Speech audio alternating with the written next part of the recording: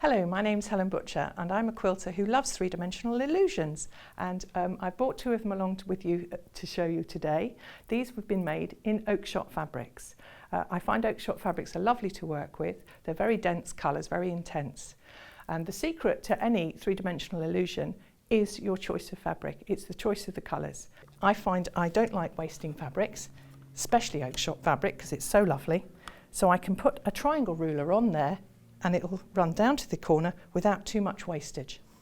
So I'm going to set my triangle ruler onto my strips, like that, and I'm going to cut myself some triangles. And as you can see, you build them up in columns and you stitch them together, and then you only have straight seams to go in between the columns.